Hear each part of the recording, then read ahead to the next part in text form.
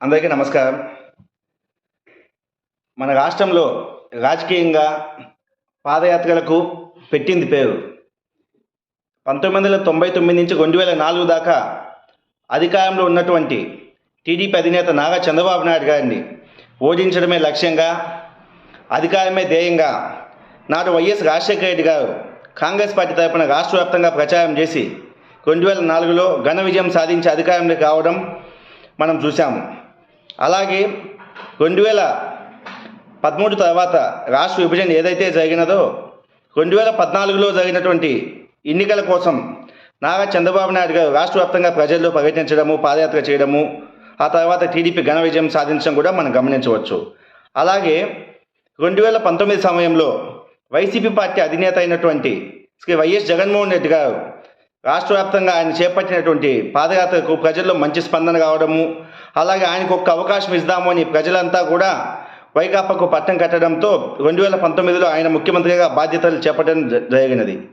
ఇక ఇటీవల కాలంలో దేశవ్యాప్తంగా కూడా భారత్ జోడో యాత్ర అంటూ కాంగ్రెస్ పార్టీ యువ నాయకుడైనటువంటి రాహుల్ గాంధీ కూడా దేశవ్యాప్తంగా ఆయన పర్యటిస్తూ ఉన్నాడు.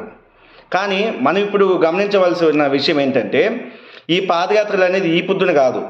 దాదాపు 1983 సమయంలోనే దేశంలోనే మొట్టమొదటిగా రాజకీయ పాదయాత్రలకు పెట్టిన పేరు ఎవరంటే, ఈ ప్రజల్లో ప్రజా సంక్షేమమే ధ్యేయంగా ప్రజలకు న్యాయం జరగాలనే ఉద్దేశంతో భారత్ యాత్ర పేరుతో 1983 సంవత్సరంలో కన్యాకుమారి నుంచి ఢిల్లీ దాకా మొట్టమొదటిగా రాజకీయ పాదయాత్ర చేసినటువంటి వ్యక్తి అప్పటి ప్రధానమంత్రి, 1990 నుంచి 91 దాకా ప్రధానమంత్రిగా ఉన్నటువంటి చంద్రశేఖర్ సింగ్.